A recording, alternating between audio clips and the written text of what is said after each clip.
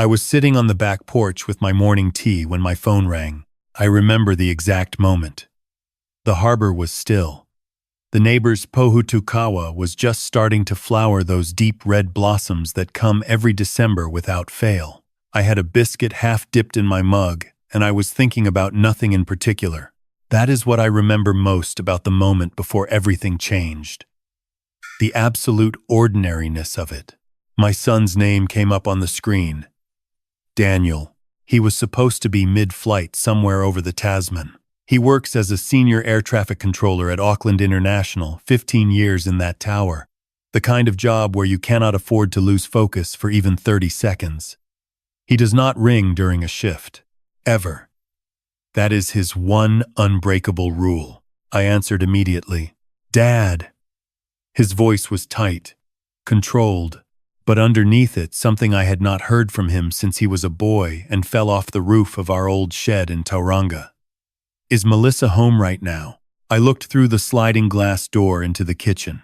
My daughter-in-law was standing at the bench in her dressing gown, scrolling through her phone with one hand and stirring something on the stove with the other. She had her hair up in that loose way she always wore it on weekday mornings. Yes, I said. She's in the kitchen, making breakfast, looks like. Why? Silence. 3, 4 seconds of it. Dad, I need you to stay calm and listen to me very carefully. I put down my tea. I'm looking at a woman right now who is the absolute image of Melissa. She is standing at the Air New Zealand premium check-in counter. She has Melissa's suitcase, the burgundy one with the broken wheel clip that I keep meaning to fix. She is wearing Melissa's green coat, the one Melissa got in Wellington last winter. I said nothing. My mouth had gone dry. The man she is with, Dad, he has his hand on her back. She just laughed at something he said, and I know that laugh. I have known that laugh for 11 years. Daniel, I took a photo. I am sending it now. My phone buzzed. I pulled it from my ear and looked at the screen. I had known Melissa Cartwright since she and Daniel started dating at university. I had watched her walk down the aisle at St. Matthew's in the city. I had held her hand in the hospital waiting room when she miscarried their first pregnancy. I had sat across from her at Christmas dinner every year for a decade and watched her become part of our family so completely that sometimes I forgot there had ever been a time she was not in it. The woman in that photograph was Melissa.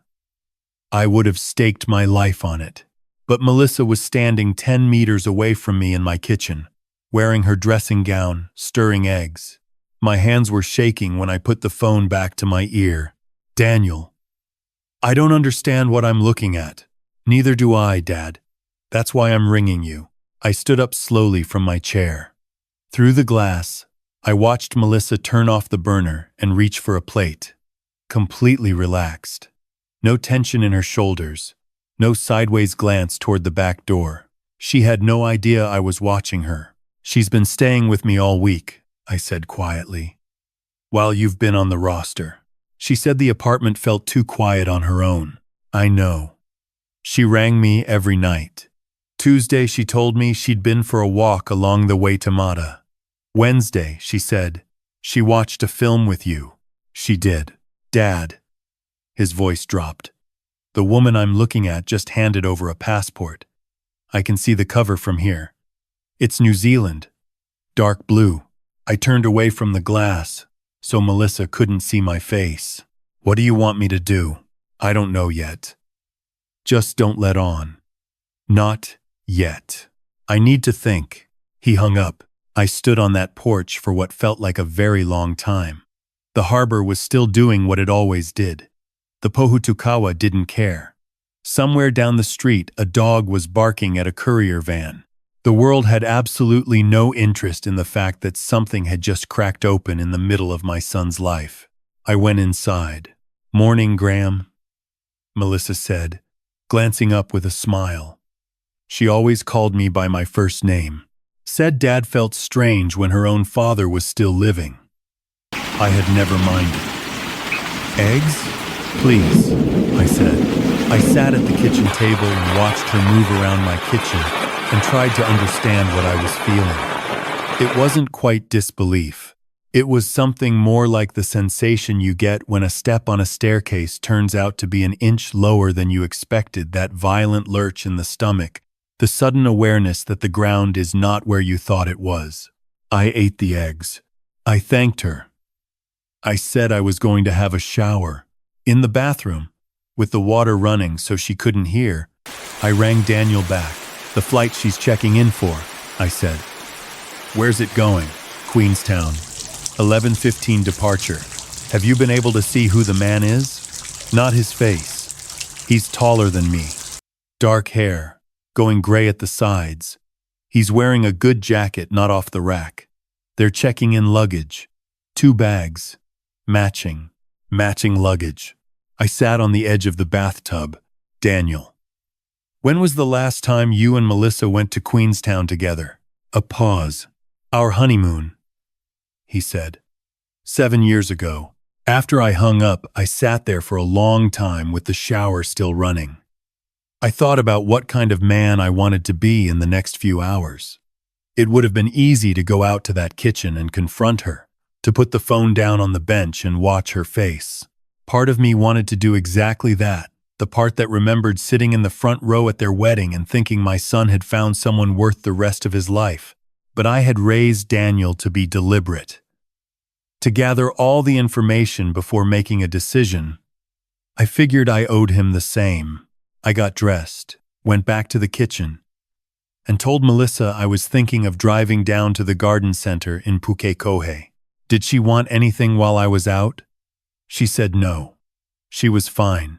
She might go for a walk later. I said I'd probably be a few hours. She kissed me on the cheek. I drove to the end of the street, parked behind a council maintenance truck, and rang my oldest friend.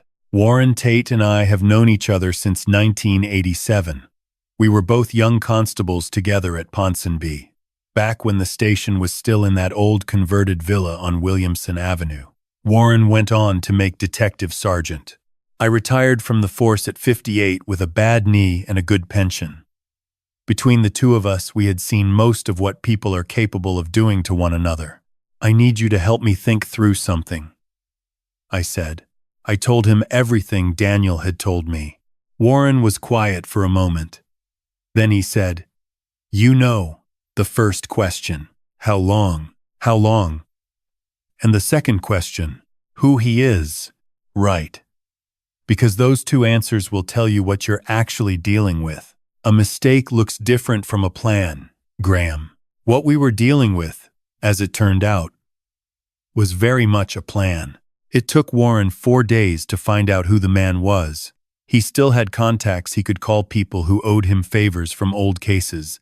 A woman at a financial compliance firm who had worked with him on a fraud investigation years back. What they found, piece by piece, was not simply the story of a woman having an affair. The man's name was Phillip Sorensen, 51 years old, originally from Christchurch, though he had spent the better part of the last decade moving between Auckland, Sydney, and Singapore. He had been married twice. The first wife had divorced him after discovering that a significant portion of their shared investments had been transferred into an account she did not know existed. That case had settled out of court. The second marriage had ended under circumstances that were, according to Warren's contact, less than straightforward. Phillip Sorensen had a gift for patient women. That was how Warren's contact described it. He found women who were comfortable, not wealthy. Just comfortable, who had stability, good credit, a partner with a solid income. He would spend months, sometimes more than a year, building trust. And then, very carefully and very quietly, he would begin to move money. "He's done this before," Warren said when he rang me with the summary. "At least 3 times that we know of. Different cities, different industries, different women. But the pattern is the same." "How long has he known Melissa?" "At least 14 months. Possibly longer." I had to put the phone down and look out the window for a moment. 14 months. Daniel had been on long rosters, 3 weeks on, 1 week off. Melissa had always been independent, always had her own friends, her own interests. Nobody had thought to question it. Why would they? She was the daughter-in-law everyone liked. She was on the school fundraising committee. She brought my neighbor meals when her husband had his hip replaced. What has she given him? I asked. We're still working that out. But she had joint signatory access on 2 of Daniel's investment accounts. He added her 2 years ago when they were trying to buy a section in Warkworth. I closed my eyes. How much, Warren? Best estimate so far? Just over 80,000. Possibly more. What followed next was the worst conversation I have ever had to have with anyone. Worse than telling a family their son wasn't coming home. Worse than anything from my years on the job, because this time the person I was sitting across from was my son. And the thing I was telling him had been happening inside his own home, inside his own life, while he was doing the work that kept that home and that life going. Daniel came back off his roster on a Thursday. I picked him up from the airport myself, told Melissa I wanted some time with him, father and son, before he came home. She didn't question it. We sat in the long-term car park with the engine off. I told him about Warren, about Phillip Sorensen, about the accounts. He listened without speaking. I watched his jaw. He has his mother's jaw the same way, of going still when he is processing something that hurts. His mother passed 8 years ago, and there were a few moments in that car park where I would have given a great deal to have her there with us. When I finished, he looked straight ahead through the windscreen. How long have you known? He asked. 9 days. Why didn't you tell me straight away? Because I wanted to know what we were actually dealing with before I blew your life apart. He nodded. Very slowly. The 80,000, he said. Is it recoverable? Warren thinks so. Partially. Sorensen tends to move money quickly, but he hadn't liquidated everything yet. The compliance contact thinks there may be grounds for a civil claim, and depending on what the financial fraud team finds, she's still at your house, he said. Yes. Another long silence. Does she know that we know? No.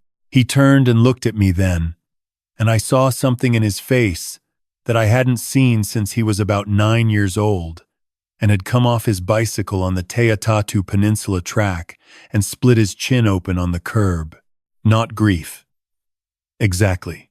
More like the face you make in the split second before the pain fully arrives, when you already know how bad it's going to be and you're bracing yourself. Okay, he said. Then let's go home. What happened next I will not describe in full, because it is Daniel's story to tell and not mine. But I will say this. My son handled himself with more dignity than most men half his age would have managed. He did not shout. He did not accuse. He sat down at my kitchen table with Melissa across from him, and he laid out, quietly and precisely, everything he knew. She denied it for about 4 minutes. Then she stopped denying it. What came out over the next 2 hours was not a love story. That was the detail that I think surprised Daniel most, that it had never been. For Melissa, a love story. Sorensen had approached her at a professional development seminar in Wellington. He had been charming, yes. Attentive, yes. But what had drawn her in, she said, was not romance. It was money. The promise of a different kind of life. Sorensen had shown her projections, investment documents, a portfolio of successful ventures. He had told her that Daniel's income was stable but ultimately limited, that she deserved more, that she was too smart to spend her best years just being comfortable. Greed and flattery are a powerful combination. I have seen it ruin people before. I saw it ruin people back in my years in the fraud squad. It doesn't require wickedness so much as a particular kind of hunger, the kind that can't be satisfied by what you already have, no matter how good that thing is. Daniel said very little after she finished speaking. He asked one question. Was any of it real? She didn't answer for a long moment, and then she said, "The beginning was." He nodded. He stood up. He said, "She left at 4 in the afternoon. I watched her load a taxi from the front step. She didn't look at me. She left at 4:07. She left her load a taxi." Phillip Sorensen was arrested 7 weeks later. Warren's contact had passed the information to the Serious Fraud Office, and what they found when they began pulling on the thread was considerably more than one flight to Queenstown. There were 4 women across 3 cities. 3 of them had lost money. One had lost considerably more than that, a woman in Christchurch, who had remortgaged her house on the basis of documents Sorensen had fabricated. He was charged with 11 counts. The trial took 3 weeks. I followed it in the news as closely as I could without letting it consume me. He was convicted on 9 of the 11 counts. The judge was not lenient. Melissa was not charged. She had been, in the end, more victim than participant, though the line was not a clean one. The $80,000 was largely recovered through the civil process over the better part of a year. Daniel's solicitor was thorough and patient, and Sorensen's assets, though scattered, were not as hidden as he had believed. Daniel took 6 months of leave. He stayed with me for 2 of them. We didn't talk about it constantly. That was not either of our ways. We watched the rugby. We fixed the guttering on the back of the house that I had been putting off for 3 years. We drove up to Northland for a week and stayed in a small place near Mongawai that had a good view of the estuary and no phone signal worth mentioning. On the last morning of that Mongawai trip, we were eating breakfast on the deck and Daniel said, out of nowhere, "Do you think she knew what he was from the start?" I thought about that for a while. "I think she knew enough to know something wasn't right," I said. "But I think she told herself a story that made it easier to go along with it." He looked out at the estuary. "I keep thinking about the moment in the terminal," he said. "When I first saw her, or thought I saw her, I nearly talked myself out of ringing you. I thought, this is ridiculous. She's at your place. She rang me last night. I'm seeing things. I almost didn't make that call." "I know. What made you sure it was her?" "From the photo?" "The coat," I said. "I was with her when she bought that coat. I know every button on it." He smiled at that. Not a big smile, but a real one. In the months that followed, I thought often about what I would want someone to take from this story, if it was the kind of story that had something to offer beyond its own particular sadness. Here is what I landed on. Trust, in a marriage or in any close relationship, is not given once and held forever. It is renewed every day through small acts of honesty. The moment it becomes easier to deceive than to speak, something has already begun to rot, and the rot will spread further and faster than you think possible. Because deception never stays small. It finds new rooms to move into. I have also thought about Phillip Sorensen and the particular kind of harm that people like him do. He did not simply steal money. He stole people's faith in their own judgment. He made several women doubt themselves, doubt their choices, doubt whether they were capable of seeing the world clearly. That kind of damage is slower to heal than the financial kind. Some of the women in that trial, I suspect, will be sorting through that wreckage for years. What I want my son and anyone listening to this to understand is that vulnerability is not weakness. Daniel trusted his wife. That was not a failing. The failing belonged entirely to the people who treated his trust as an opportunity. And finally, this. I am 63 years old. I have been a police officer, a father, a husband, a widower, and now a grandfather-in-waiting, because Daniel met someone new 18 months ago. A woman named Catherine, who teaches primary school in Onehunga, and who laughs easily and asks good questions and seems, from everything I can see, to mean exactly what she says. I was not certain, for a while, that Daniel would let himself get there. I watched him close down in the months after Melissa left. not bitterly, but carefully. The way you might move through a room after you've broken a glass, watching where you put your feet, but people are more resilient than they know. That is the one thing a long career in the police teaches you that is actually worth holding on to. People absorb enormous damage and they keep going. They find new ways to trust. They find new reasons to wake up in the morning and decide that today is worth trying. I still have my morning tea on the back porch when the weather allows. The Pohutukawa flowered again this December, as it always does. I thought of that morning, the biscuit, the still harbor, the phone ringing, and I felt something I was not quite expecting.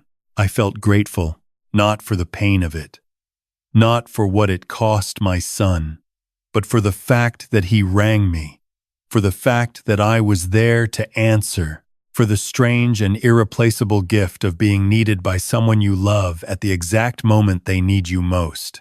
If your child rings you with an impossible question, pick up the phone. The truth, however hard it is always better than the story we tell ourselves to avoid it.